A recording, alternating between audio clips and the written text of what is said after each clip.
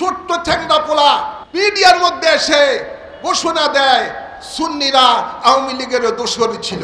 জাতি দেখতে পায় কারা আওয়ামী লীগের দোসর ছিল, কারা আওয়ামী লীগের প্যান্টের মধ্যে লুঙ্গির মধ্যে থেকে ছাত্রলীগ করে দেশের মধ্যে তাণ্ডব চালিয়েছে, ওরাই রাতারাতি আবার মুখোশ পরিবর্তন করে দিয়েছে।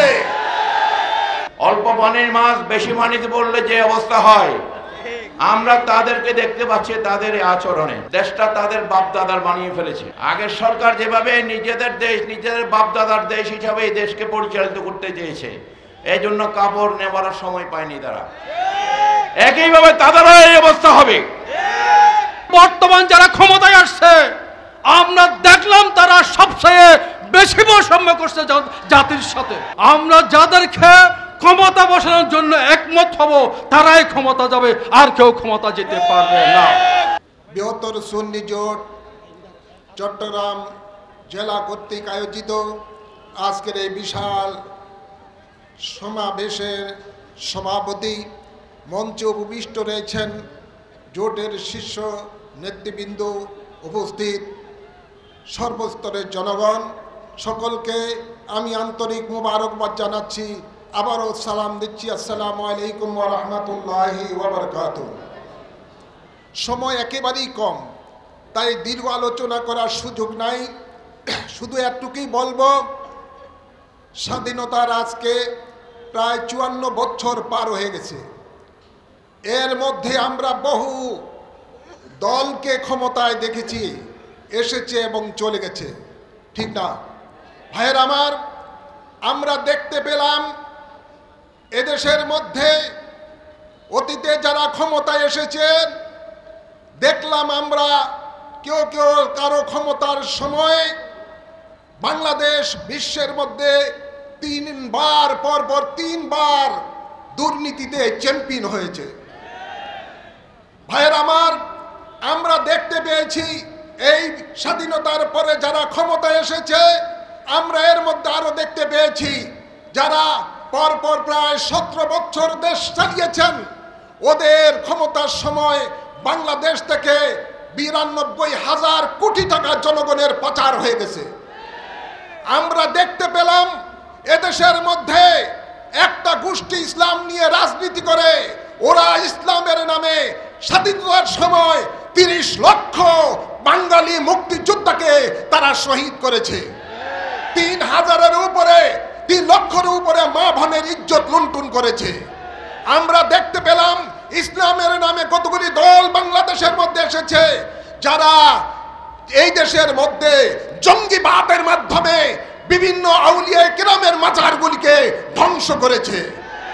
ভাইয়েরা আমার, বিগত কয়েক মাস আমরা দেখতে পেলাম এদেশের মানুষ নতুন কিছু চেয়েছেন। মানুষ একটা গোষ্ঠীর পক্ষ থেকে বৈষম্য বিরোধী আন্দোলন করেছেন। আমরা ওই আন্দোলনে পর্যন্ত আমরা সাড়া দিয়েছি, দেশবাসী সাড়া দিয়েছেন। কিন্তু দুঃখজনক হলো সত্য, এই বৈষম্য বিরোধী আন্দোলনের মধ্যে যেই সরকার ক্ষমতায় এসেছেন, টিআইবি রিপোর্টে দেখা যায় ওনার 9 মাসের মধ্যেই 90,000 কোটি টাকা বাংলাদেশ থেকে পাচার করে দিয়েছে। এরা দেশকে বিক্রি করে দিচ্ছে বিদেশিদের হাতে।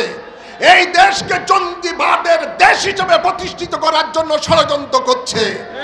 ভাইয়ের আমার, আমরা এই বাংলার মানুষ আর শান্তির মুখ দেখতে পাই নাই।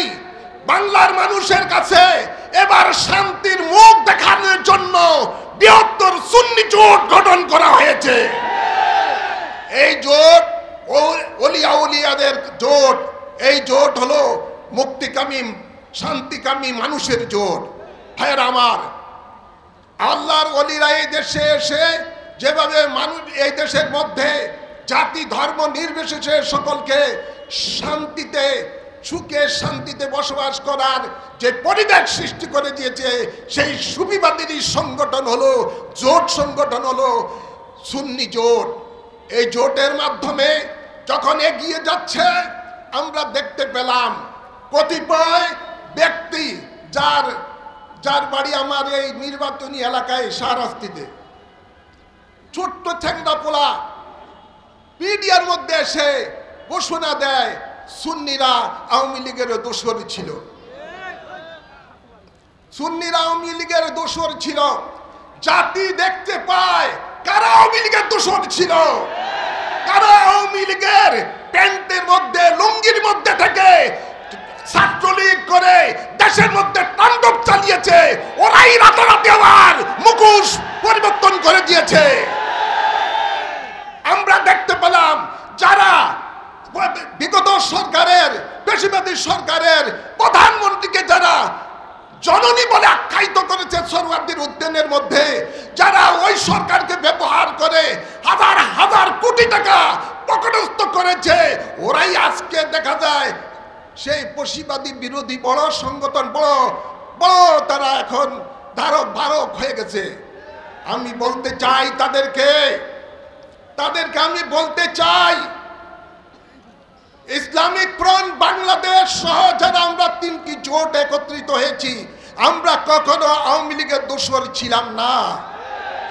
যদি আওয়ামী লীগের দোসর থাকতাম তো ইতিহাস ঘেটে দেখো, এখনো ইউটিউবের মধ্যে রয়েছে, সেখানের মধ্যে আমরা যেভাবে বিগত সরকারের দুর্নীতির বিরুদ্ধে রাজধানীর মধ্যে সমাবেশ করে যেভাবে প্রতিবাদ করেছি, তোমরা তখন তাদের হালুয়া রুটি খাওয়ার ব্যস্ত ছিল।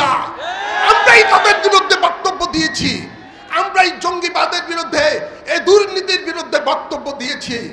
আমি তাদেরকে উদ্দেশ্য করে বলবো, বাঘের ঘুমন্ত সিংহের লেজা দিয়ে কান খুঁজেও না। আমরা বিগত সরকারের দুর্নীতি এবং হত্যাকাণ্ডের যেরকম বিচার চাই, আমাদেরকে মুখ খোলায়ও না। যেহেতু বৈষম্য বিরোধী আন্দোলন তোমরা করেছো, আমরাও সমর্থন দিয়েছি। তোমরা যদি সেই আপনার 1400 মানুষের হত্যার বিচার যদি বিগত সরকারের পেশিবাদী সরকারের দাবি করো, তাহলে আমরা বলবো বৈষম্য তোমরা দেখাও। যারা বিগত সময়ের মধ্যে 4000 এই দেশের মধ্যে পুলিশ বাহিনীকে হত্যা করেছে নৃশংসভাবে, যারা 450 থানা চালিয়ে দিয়েছে, লুটপাট করেছে, যারা এই দেশের সম্পদ হাজার হাজার কোটি টাকার সম্পদ চালিয়ে পুড়িয়ে ধ্বংস করেছো, আমরা তোমাদের বিচার চাই। যেহেতু আমরা দেশকে ভালোবাসি, দেশের মানুষকে ভালোবাসি, সুতরাং বিচার হলে সবগুলির বিচার হতে হবে, সবগুলির বিচার হতে হবে। ইনশাআল্লাহ এই সুন্নি জোট ক্ষমতায় গেলে পাই পাই করে যত ধরনের অন্যায় অবিচার হয়েছে, যত লুটপাট হয়েছে, যত খুন খারাপি হয়েছে, তার বিচার এদেশের মানুষের সামনে করবে ইনশাআল্লাহ। সকলকে ধন্যবাদ, মোবারকবাদ জানিয়ে আমার বক্তব্য এখানে সমাপ্ত করছি। সুন্নি জোট জিন্দাবাদ, বাংলাদেশ জিন্দাবাদ। এই লালদিঘির ময়দান অনেক কিছু সাক্ষী আছে। এই ময়দানে আমরা সুন্নি জনতার কণ্ঠস্বর আল্লামা নুরুল ইসলাম ফারুকের হত্যার প্রতিবাদে এখানে কয়েক লক্ষ মানুষের সমাবেশ করে আমরা এই ওই জালিম সরকারের বিরুদ্ধে আমরা প্রতিবাদ করেছি। আমাদের 9 জন মুরব্বী আলেমদেরকে হত্যার যখন হুমকি দেওয়া হয়েছিল ওই সময়, তখন আমরা এই ময়দান কাঁপিয়েছি।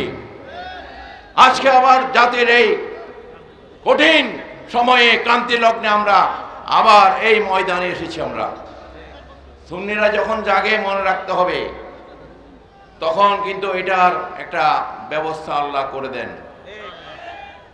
সুতরাং এই কঠিন সময়ে বিভক্তিবাদ দিয়ে দেশ ও জাতির স্বার্থে সমস্ত রাজনৈতিক দলগুলোকে একত্রিত হওয়ার আহ্বান জানাচ্ছি। এটা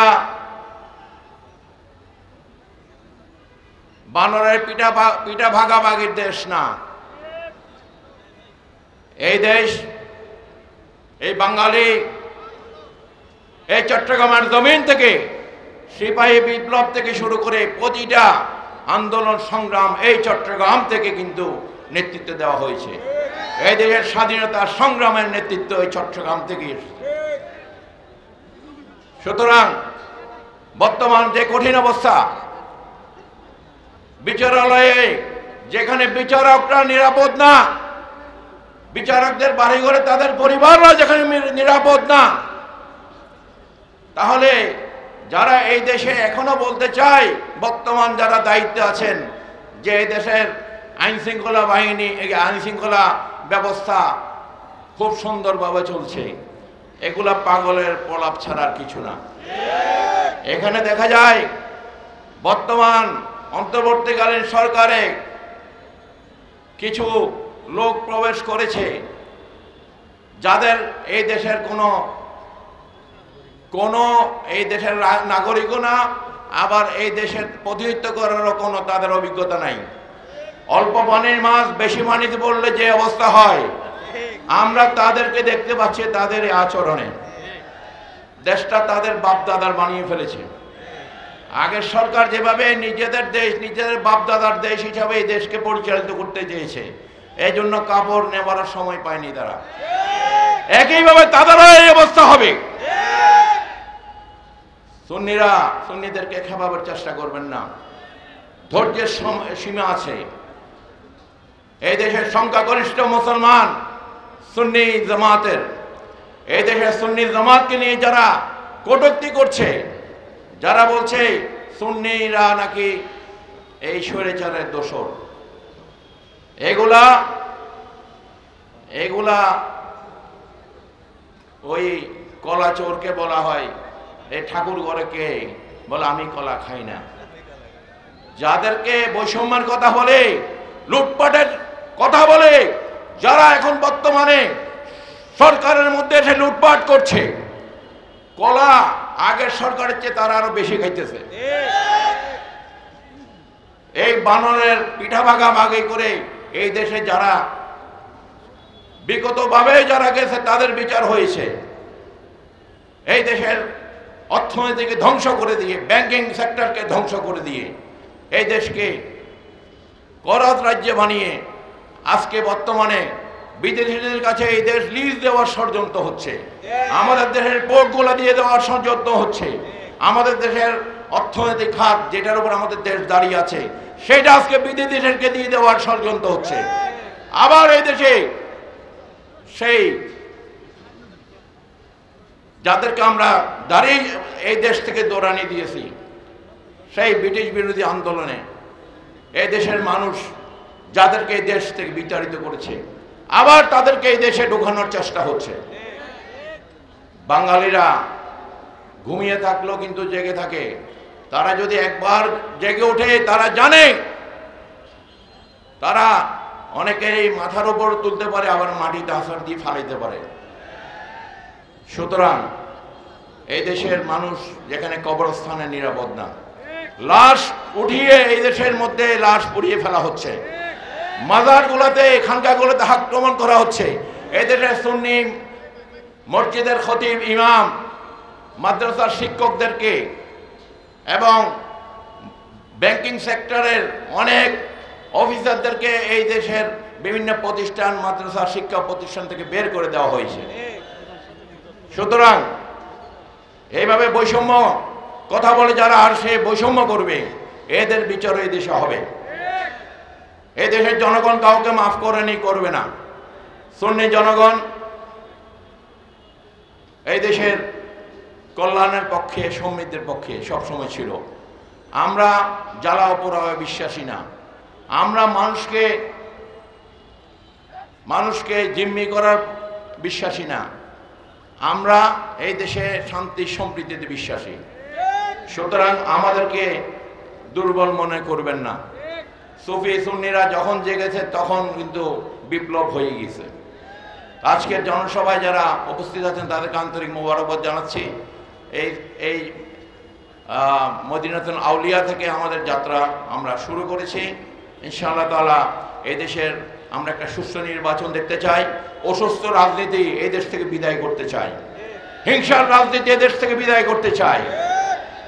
জঙ্গিবাদের রাজনীতি এই দেশ থেকে বিতাড়িত করতে চাই। যারা এই দেশকে অন্যান্য দেশ বানানোর স্বপ্ন দেখছেন, সেটা তারা ভুল স্বপ্ন দেখছেন। এই দেশ বাংলাদেশ ছিল, থাকবে। এই দেশ মুক্তিযুদ্ধের দেশ, এই দেশ সুন্নি জনতার দেশ, এই দেশ দেশপ্রেমিকদের দেশ। দেশপ্রেমিকরা জেগে উঠুন, অন্যায়ের প্রতিবাদ করুন, দুর্নীতির প্রতিবাদ করুন, বৈষম্যের প্রতিবাদ করুন। আল্লাহ আমাদের সহায় হন। নাসরুম মিনাল্লাহ ওয়া ফাতুহুল করিম ওয়া বাশশিরিল মুমিনিন। নাসরুম ওয়া আখিরু দাওয়ানা আলহামদুলিল্লাহি রাব্বিল আলামিন। আসসালামু আলাইকুম ওয়া রাহমাতুল্লাহ। বৃহত্তর সুন্নি জোট আয়োজিত আজকের এই জনসভার সম্মানিত সভাপতি, অনুষ্ঠানে উপস্থিত বৃহত্তর সুন্নি জোটের শীর্ষ নেতৃবৃন্দ, সর্বস্তরের জনতা, আসসালামু আলাইকুম ওয়া রাহমাতুল্লাহ। হে আমার চট্টগ্রামবাসী, আমাদের এই সুন্নি জোট শান্তির পক্ষে,